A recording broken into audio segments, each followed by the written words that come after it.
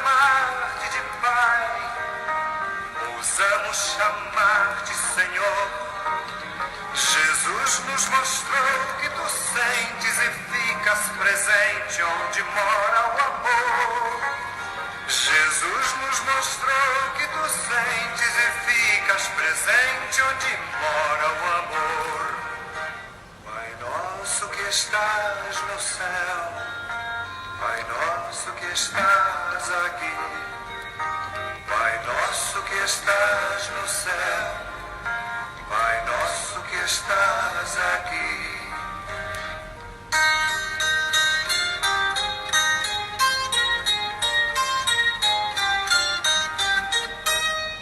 Ele mostrou o caminho, veio dizer quem tu és.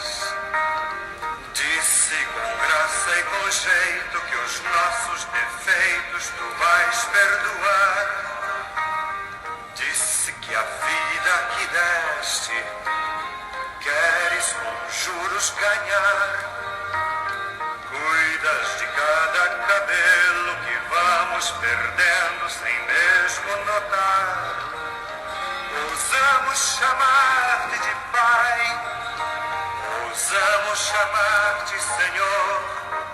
Jesus nos mostrou que tu sentes e ficas presente onde mora o amor. Então, bom dia para todo mundo. Vamos iniciar a nossa reflexão em nome do Pai, do Filho e do Espírito Santo. Amém. Oremos. Senhor nosso Deus, dai-nos por toda a vida a graça de vos amar e temer, pois nunca cessais de conduzir os que firmais no vosso amor. Por nosso Senhor Jesus Cristo, vosso Filho, na unidade do Espírito Santo. Amém.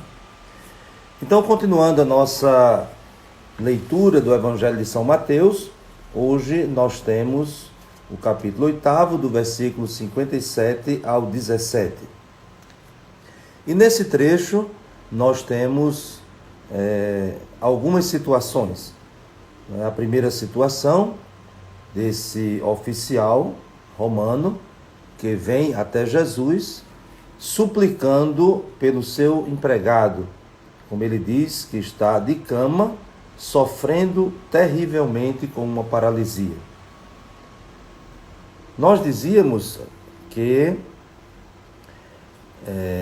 aquele bloco, do capítulo 5 ao capítulo 7 de Mateus, chamado o Sermão da Montanha, condensou, nos ensinamentos de Jesus, podemos assim dizer, tudo aquilo que será desenvolvido a partir daí, a partir do capítulo 8, quando Jesus desce do monte e continua a sua missão, e tudo aquilo que ele disse, tudo aquilo que ele ensinou, agora vai ser apresentado de forma muito concreta, de forma muito prática.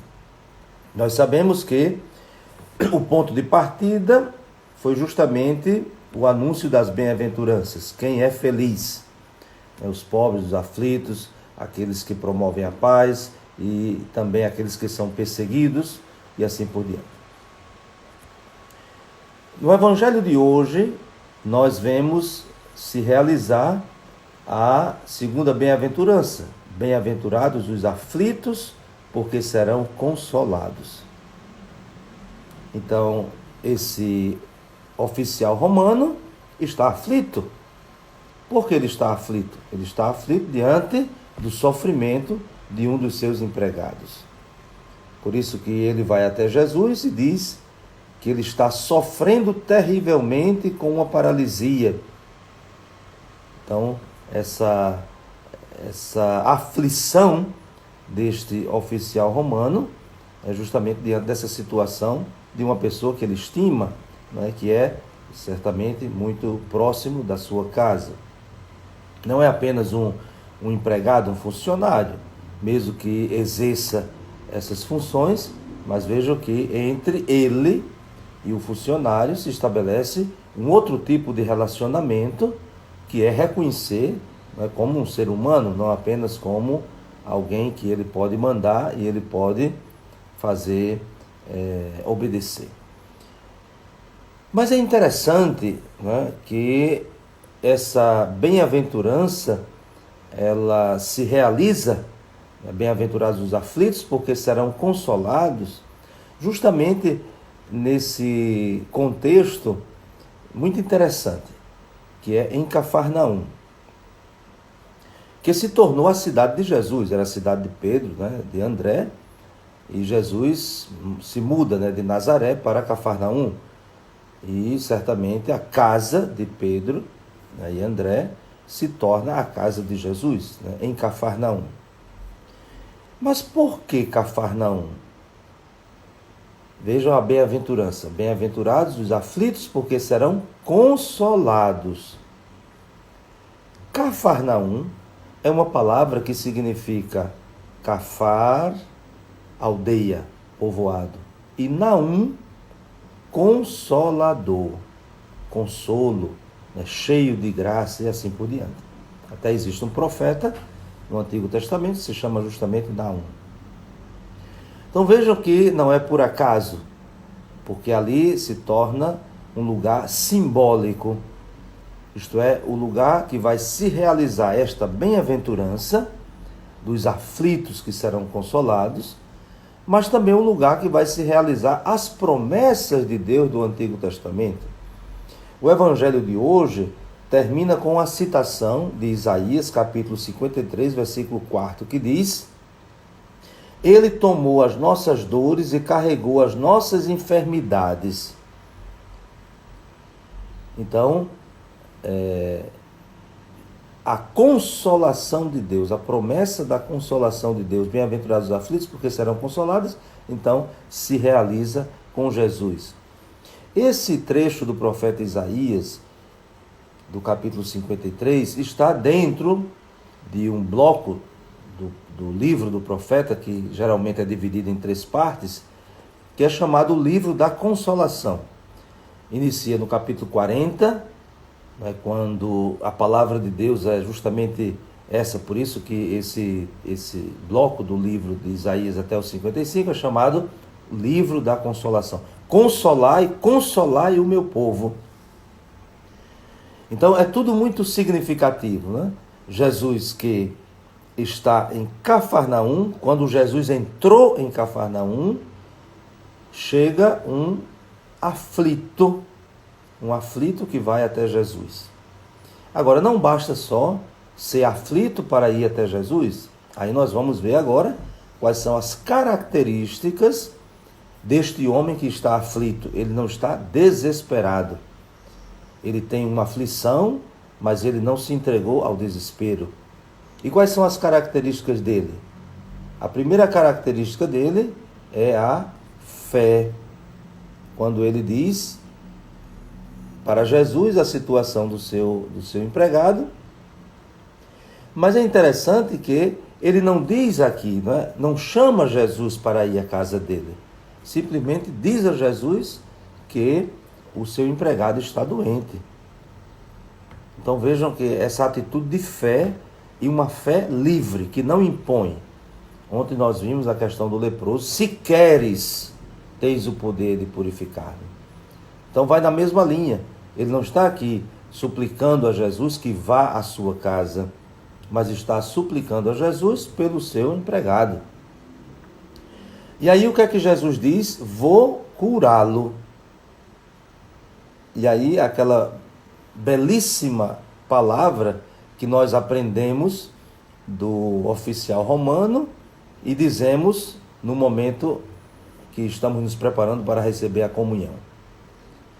Então, quando o sacerdote diz: eis, felizes os convidados para a ceia do Senhor, eis o Cordeiro de Deus que tira o pecado do mundo, nós dizemos justamente isso: Senhor, eu não sou digno que entres em minha casa, mas diz uma palavra e eu serei salvo.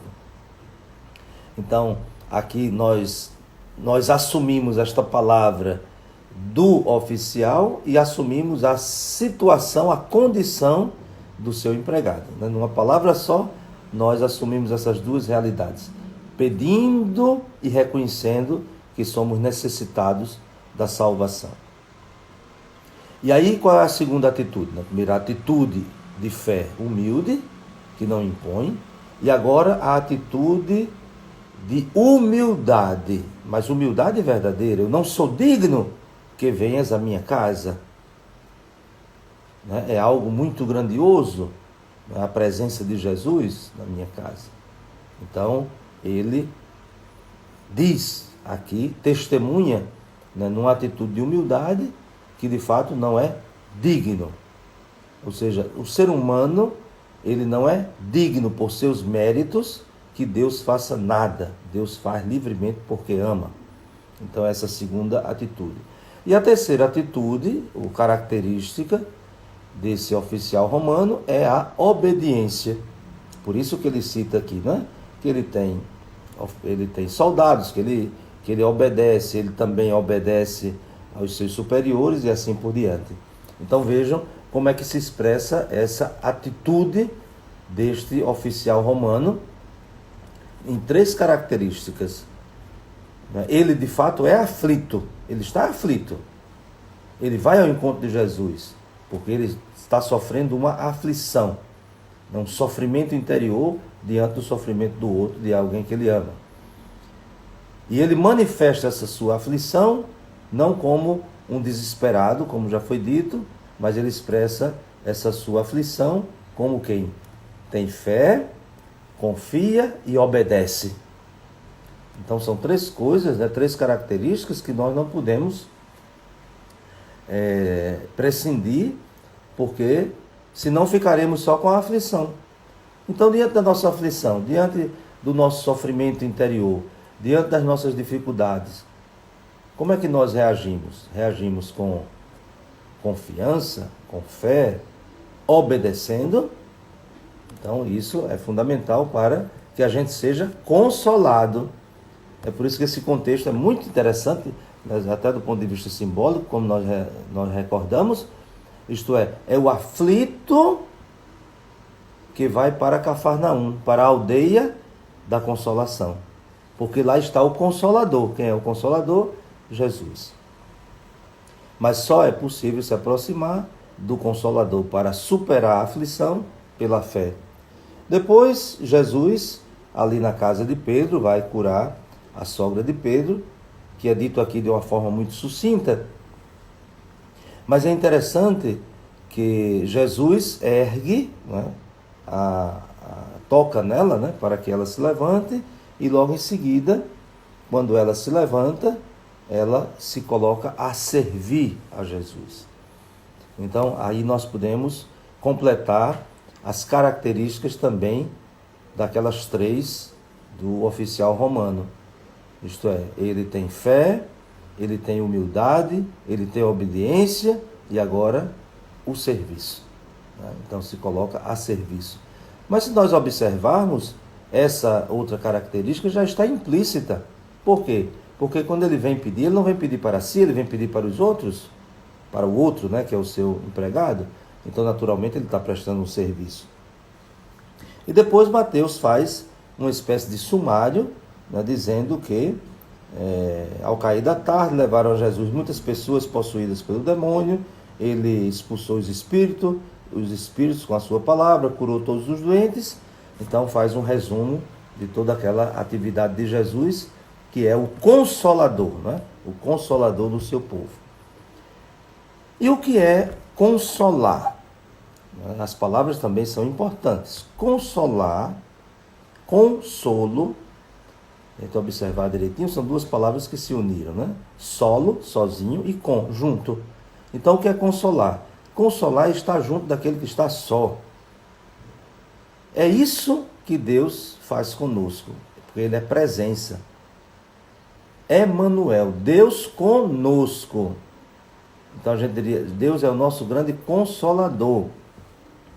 Mas muitas vezes a gente entende o consolo assim como alguém que tenta, né, com uma palavra, né, aliviar o sofrimento, né, está consolando, né, está ali tentando tirar a tristeza, a angústia do outro.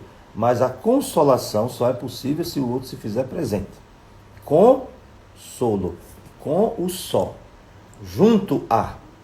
Por isso que essa palavra de Isaías, né, que é do livro da consolação, vai dizer, ele tomou as nossas dores e carregou as nossas enfermidades. Ou seja, ele veio caminhar conosco para estar ao nosso lado, mas não como quem assiste, não como quem está vendo alguma coisa ou como alguém que está constatando alguma coisa, mas pelo contrário, alguém que está compartilhando os sofrimentos, as dores e, portanto, é de fato o Consolador. Então, que tenhamos essa disposição do oficial romano de ir a Cafarnaum. Ir a Cafarnaum significa ir ao encontro de Jesus, que é o nosso Consolador. Mas Jesus já vem ao nosso encontro, porque é Ele, o Deus, conosco. É muito interessante que o início do Evangelho de São Mateus, quando o anjo anuncia a José em sonho, vai dizer justamente isso, né? Ele será chamado Emanuel, que significa Deus conosco. No final de tudo, as últimas palavras de Jesus dirigidas aos seus discípulos é justamente isso: eis que estarei convosco até o fim dos tempos. E, portanto, Deus é esse que nos consola, que está presente junto de nós. E por isso a nossa aflição, por isso que sermos aflitos, mas também nutrirmos estas atitudes, como a gente lembrou, isso será a condição para da aflição sermos consolados. Mas é preciso reconhecer esta presença de Deus. Então, desejo a todos um bom dia, um bom final de semana, né? Lembrando que amanhã é domingo, a nossa reflexão é na hora da missa, a celebração, a solenidade dos apóstolos São Pedro e São Paulo, vamos festejar, e desejo a todos vocês um bom dia abençoado, e que Deus, na sua infinita bondade e misericórdia, seja sempre o nosso consolo, não com palavras simplesmente, mas aquilo que Ele é, presença, Deus conosco. E desça sobre vós a bênção de Deus Todo-Poderoso, Pai, Filho e Espírito Santo. Amém. Um grande abraço e até amanhã, na missa às 19 horas, transmitida pela nossa Catedral do Limoeiro do Norte, se Deus quiser.